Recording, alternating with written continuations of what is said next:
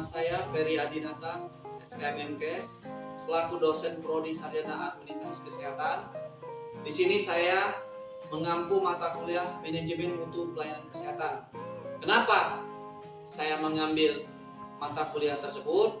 Karena anggapan saya adalah dalam memberikan suatu pelayanan kesehatan harus memiliki standar mutu, di mana standar mutu tersebutlah yang dapat mengukur sebatas mana pelayanan kesehatan yang kita berikan kepada masyarakat nantinya.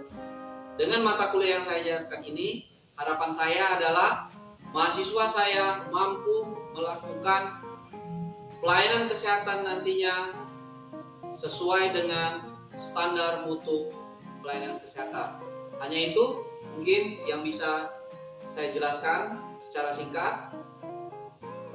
Wassalamualaikum warahmatullahi wabarakatuh.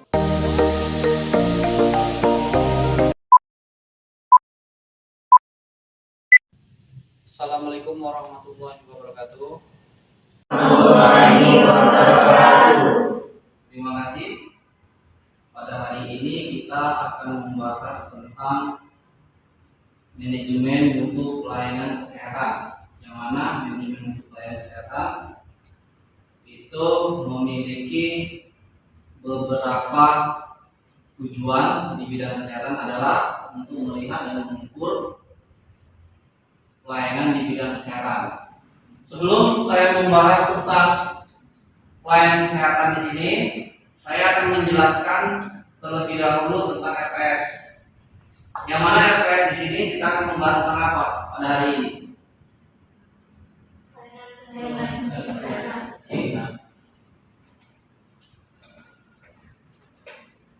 Bisa kita lihat sama-sama. Pengantar manajemen mutu pelayanan kesehatan. Ya. Yang kedua adalah tentang perencanaan pelayanan. Hari ini dua hal tersebut akan kita bahas, akan kita kupas. Untuk pembahasan mutu pelayanan kesehatan di sini, kita tidak lupa atau tidak terlepas juga melakukan suatu bagian dari Tridharma Perguruan Tinggi, yang mana Tridharma Perguruan Tinggi adalah penelitian, pengabdian masyarakat, dan pengajaran. Hari ini dilakukan suatu pengajaran, ini pun dipersiapkan untuk dilakukan penelitian dan nantinya pengabdian masyarakat, melibatkan kalian juga selaku mahasiswa. Kita akan bekerja sama dalam satu tim, membentukkan suatu penyuluhannya bagaimana untuk pengabdian masyarakatnya, dan nanti juga di dalam penelitian juga kita melibatkan mahasiswa. Seperti apa penelitian yang kita bangun nantinya? Paham sampai di sini? Oke, terima kasih. Di sini saya akan menjelaskan langsung manajemen mutu pelayanan kesehatan. Sebelum kita masuk ke dalam manajemen mutu pelayanan kesehatan, apa itu manajemen? Sudah pernah dengar belum? Sudah. Apa itu manajemen? Mutu pelayanan masyarakat. Oke. Yang mengatur suatu pelayanan. Baik. Terima kasih. Close dulu. Mutu, apa mutu? Kualitas. Kualitas. Siapa yang bilang tadi kualitas? Siapa namanya? Ini. Oke. Terus juga. Apa itu kesehatan? Menggambarkan tentang kondisi tubuh. Asumsinya ya, kesehatan di sini bisa dikategorikan suatu kondisi keadaan, ya. Ketika berbicara kepada sakit, bagaimana dalam bentuk sakitnya, sehatnya bagaimana dalam bentuk sehatnya. Terima kasih. Saya rasa untuk manajemen mutu pelayanan kesehatan di sini, anak-anakku sekalian, kalian sudah pernah dengar semuanya apa itu manajemen mutu pelayanan kesehatan. Definisi mutu: memahami persyaratan yang diminta mutu, berarti memenuhi suatu kebutuhan Yang mana? Iya, hasil produksinya. Setelah itu melakukan hal yang benar sejak pertama kali dan melakukannya lebih baik pada saat yang berikutnya. Belajar dari kesalahan. Ya. Proses pemenuhan kebutuhan dan harapan konsumen. Ya, mutu juga dapat diartikan sebagai suatu proses perbaikan terhadap pelayanan hasil produk bersifat kontinu, terus menerus. Produk yang sesuai dengan spesifikasi. Apa itu spesifikasi? Sesuai dengan iya, betul. Ya. Jadi produk itu bukan hanya sekedar dikeluarkan, berarti ada suatu standar-standar yang harus dipenuhi oleh bagian produksinya. Penjual, pengecer, dalam artian kata, ada kemasannya bagus, ada warnanya bagus, manfaatnya banyak, harganya pasti mahal.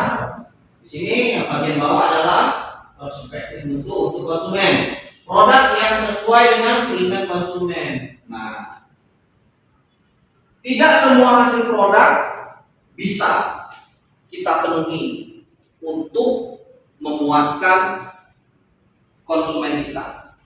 Belum tentu. Keinginan konsumen kita belinya murah, ya, manfaatnya banyak.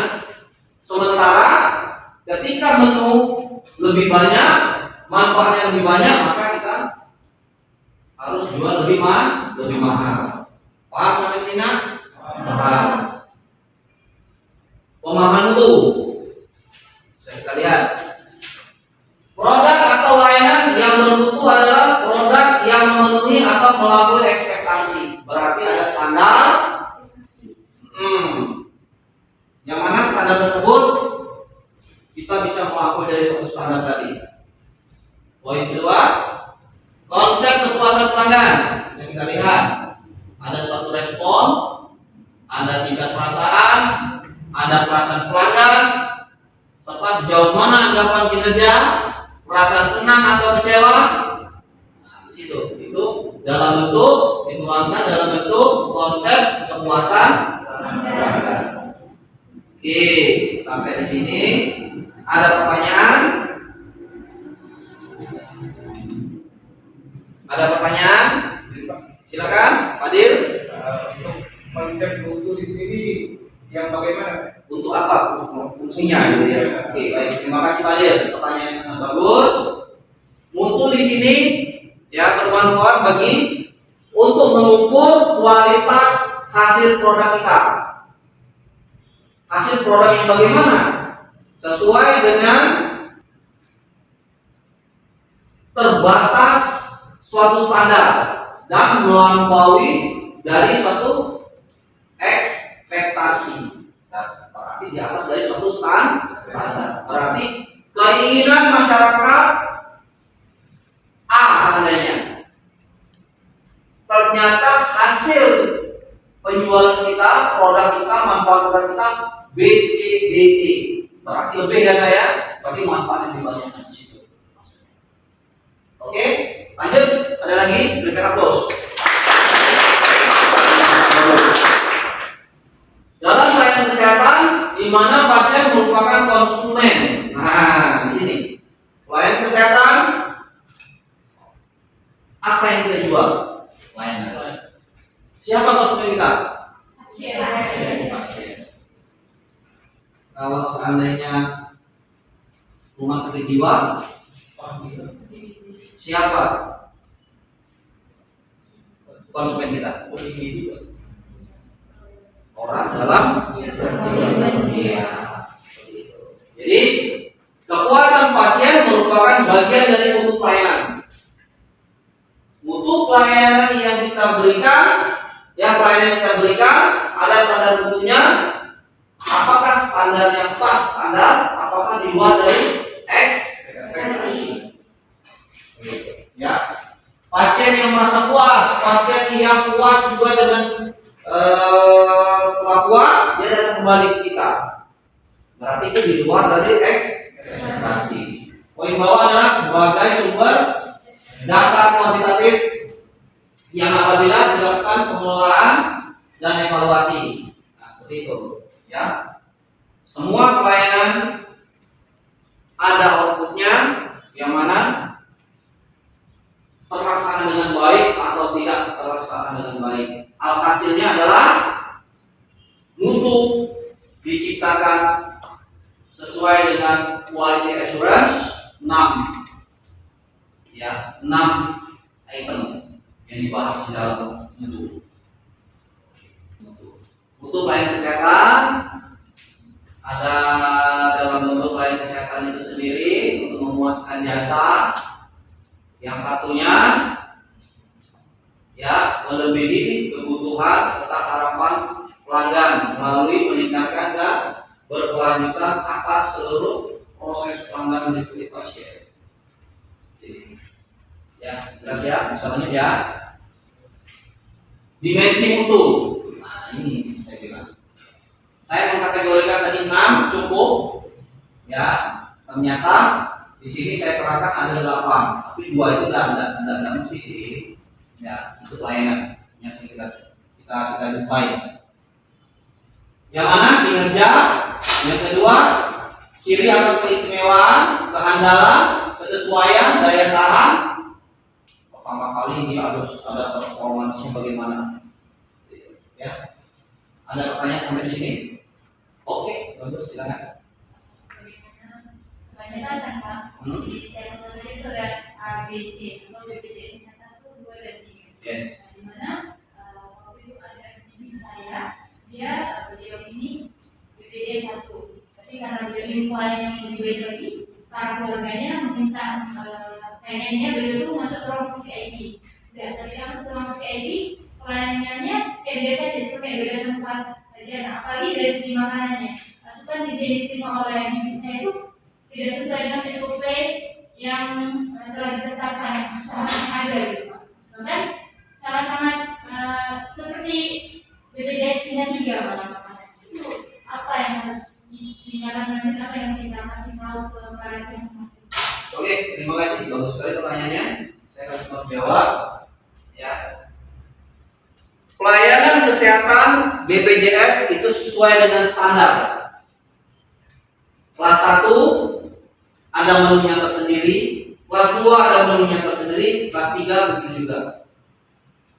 Ketika kita meminta perlakuan lebih, perlakuan khusus, maka kita harus membayar tambahan. Masuk di dalam kategori 1. Kinerja bagaimana? Oh, pasien ini mengerti bahwasanya pelayanan di VVIP itu harus seperti apa? Karena seorang pasien tadi tenaga kesehatan mengetahui, tetapi salahnya pasien tadi tidak mengutarakan untuk komplain tadi.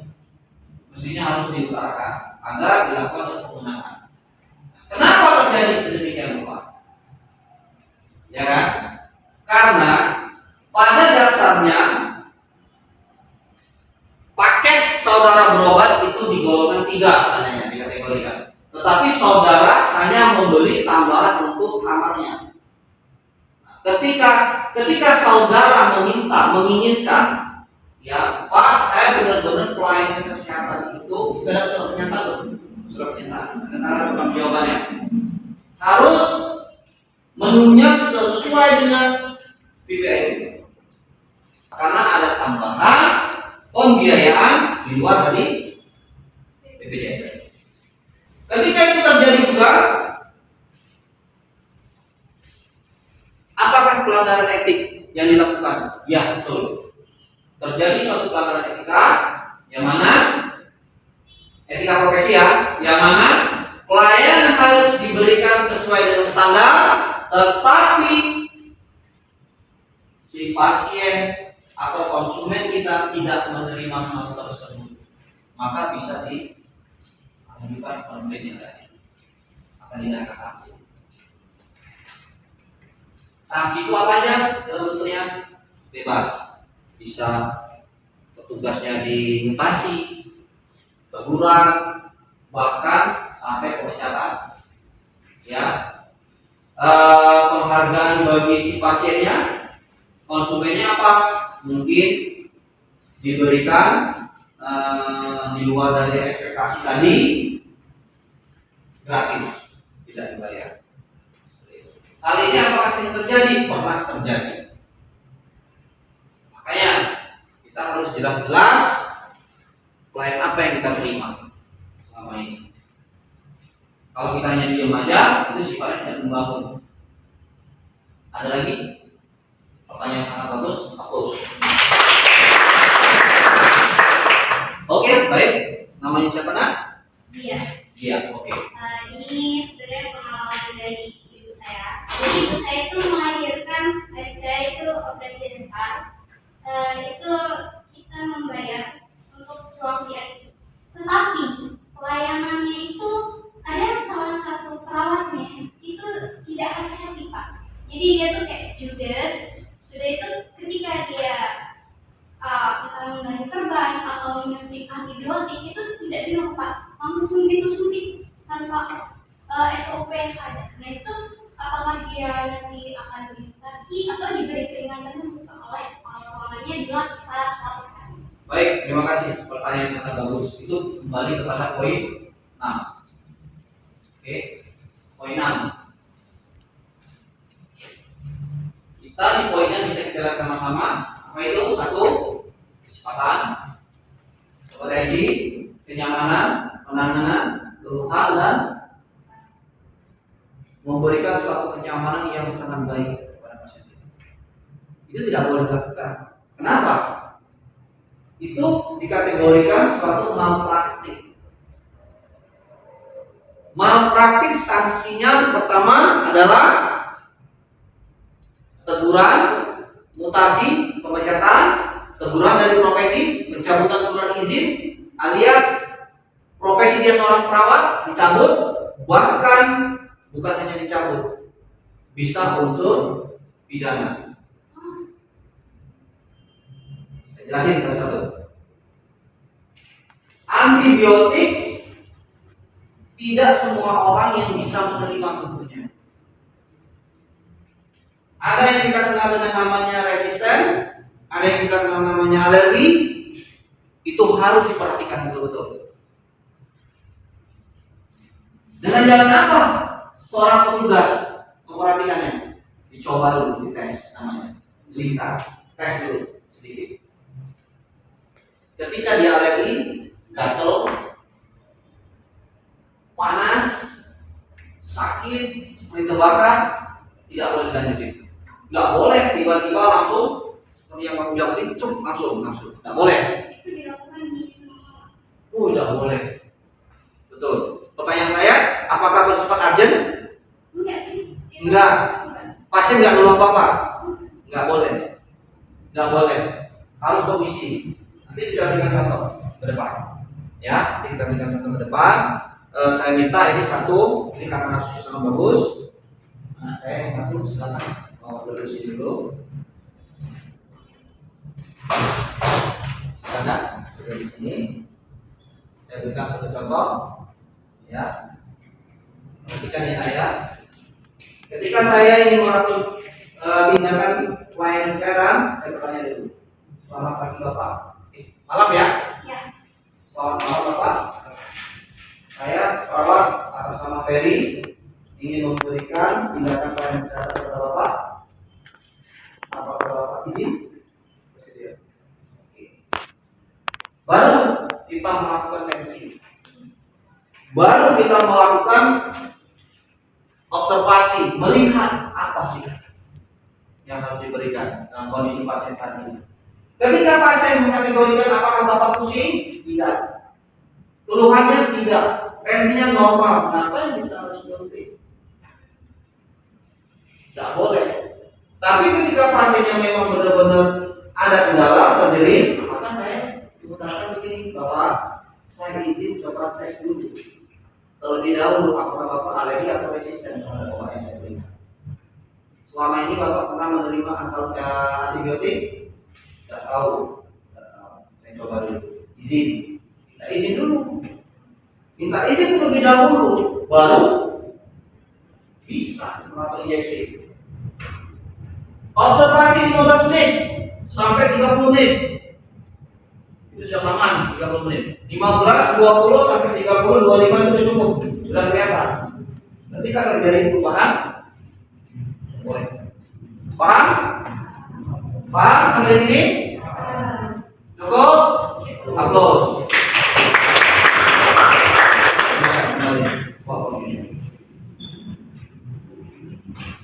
Sangat menarik materi kita hari ini ya nak. Nih bisa kita sama-sama. Kita bisa lihat di sini. Poin pertama, ya. Kita bisa lihat ruangannya kondusif,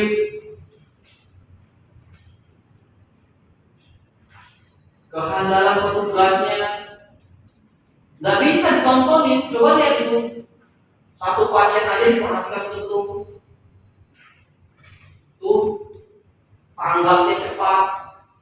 Bukan nanti satu orang yang bawa, yang dua orang nonton, enggak. Itu harus sigap. Ya, apalagi yang urgent harus nih seperti ini. Ya, ini memberikan satu kenyamanan.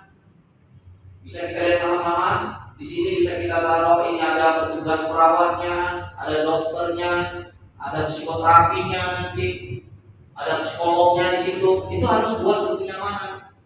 Tergantung dari ketika pakai jaminan asuransi tadi yang dibilang tadi. Kalau mandiri umum pastilah, ya dilakukan semuanya, hadir semua, psikolognya ada, psikoterapinya ada, perawatnya ada, bahkan semuanya dokternya juga ada. Kita lihat di sini, seorang dokter, seorang tenaga kesehatan, perawat, psikoterapi apapun namanya, jangan mengkategorikan jijik dengan pasien. Dia harus peduli, mau sentuh, mau pegang. Jadilah diri dia menjadi seolah-olah menjadi seorang pasien yang sedang sakit juga. Nah, di sini dimensi mutu, ya bisa kita lihat di sini ada pasiennya, efektifnya, keselamatan, efisien, seperti yang tadi digambarkan. Sudah jelas ya. Oke, sampai untuk topik pertama, bagaimana? Jelas? Ada pertanyaan? Ada pertanyaan anak-anakku? Bisa kita lanjutin topik kedua? Oke. Di sini ada stratifikasi pelayanan kesehatan. Stratifikasi di sini kita bisa lihat pelayanan kesehatan tingkat pertama, kedua, dan ketiga. Itu yang dibahas dalam mahasiswa saya tadi. Saya lihat sama-sama. Puskesmas, rumah sakit, tipe C, tipe D, rumah sakit tipe A, tipe B, dan paripurna. Kalau sekarang ada paripurna. Ada paripurna. Apa yang membedakan antara pelayanan kesehatan pertama, kedua, dan ketiga ini sangat jauh sekali. Fasilitas dia sangat lengkap untuk yang tipe A, tipe B. Dulu tipe A, tipe B, sekarang ada paripurna. Puskesmas ada klasifikasi juga tugasnya. Ada paripurna juga. Ketika puskesmas paripurna, dia pelayanannya ekstra dan maksimal, benar-benar mengacu kepada quality assurance atau program penjamin mutu. Nah, di situ dia nggak bisa main-main. Ya, nah di sini dari segi pelayanan ada pertanyaan. Nah, hal ini bisa kita terapkan penyuluhannya nanti ke masyarakat seperti apa. Kita akan mengenalkan bahwasanya pelayanan kesehatan itu apa loh ke masyarakatnya. Itu bukan dari masyarakatnya. Penelitian kita akan survei tingkat kepuasan. Benar nggak sih pelayanan tingkat A, ya, yang pertama, kedua, dan ketiga benar nggak, sesuai nggak? Nah, berarti penelitian bisa kita lakukan, pengabdian masyarakat juga bisa kita lakukan. Loh ya, kita kita akan buatkan suatu tim, nanti penelitian yang mendampingi masyarakatnya. Berkesinambungan. Setelah itu apa lagi? Wajar, mudah dicapai, mudah dijangkau, serta mutu. Itu harus mudah dicapai. Kalau ini pelosok-pelosok itu gimana? Nah, begini maksud mudah dicapai, bukan di pelosoknya. Nah, contoh, kita ambil di pelosok, ya, di pelosok. Salah satu kabupaten ada pelayanan, kita kembali ke atas. Pelayanan dia masuk kepada puskesmas, ya, masuk kepada puskesmas. Puskesmas itu posisinya di mana? Apakah di rumah Agung, tengah sungai? Apakah di tengah pasar? Ketika dia berbicara kepada geografis dan demografis, posisinya antara utara selatan itu berdekatan semua, seperti itu. Nah, itu yang maksudnya. Bukan berarti radius dari kota ke daerahnya, bukan, tetapi posisi tempat pelayanan kesehatannya harus terjangkau. Pertanyaan yang sangat bagus.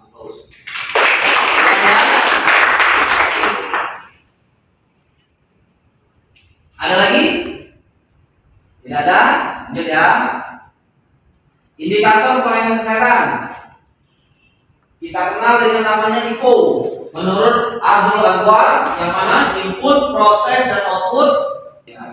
Ya, let's begin. Terus, contoh indikator yang berkaitan dengan kesehatan. Bisa kita sama-sama banyak infonya.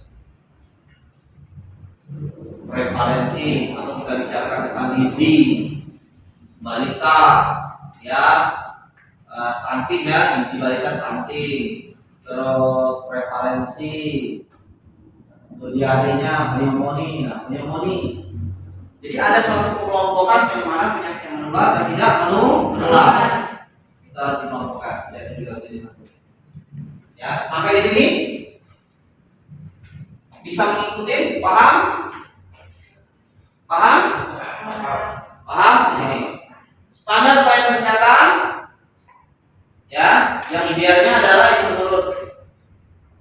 Tetap saya menggunakan Azwar karena dia menggunakan suatu mutu. Boleh tekstur saya menyinggung Azwar di sini. Ya, kita lihat ada beberapa teori. Lanjut.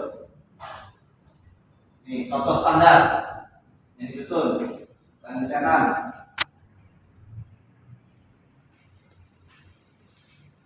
Bisa kita lihat. Standar persyaratan minimal, ya, untuk mutu seperti ini. Oke, itu yang bisa saya sampaikan pada hari ini. Kalau ada masukan, ada pertanyaan yang lebih jelas, monggo silakan tanya dengan saya. Kalau tidak ada, saya akan absen terlebih dahulu. Siapa yang tidak hadir hari ini? Ada semua? Alhamdulillah ada semua. Ya, nanti jangan lupa kita absen. Nanti itu sebagai barang bukti. Penugasan silakan kerjakan. Karena kita ada penugasan. Nanti ada paparan yang harus kalian paparkan kita nanti. Jadi saya simpulkan hari ini adalah untuk pelayanan kesehatan, ya, sangat bermanfaat bagi kita karena apa yang kita terima harus sesuai dengan standar-standar yang dibuat atau disusun oleh, ya, bagian atau bidang quality assurance atau penjaga mutu. Jadi kita selaku memberikan suatu edukasi ke masyarakat, memberikan suatu informasi kepada masyarakat, kita harus memberikan yang jelas apa saja standar-standar mutu kita, apa saja yang dibuat dari ekspektasi kita, ya kan? Maka ketika nanti saudara, keluarga, masyarakat menerima pelayanan, kita sudah tahu semuanya. Oke, itu yang bisa disampaikan hari ini. Lebih kurang saya minta maaf, ya. Pada Allah saya minta ampun. Wassalamualaikum warahmatullahi wabarakatuh. Waalaikumsalam.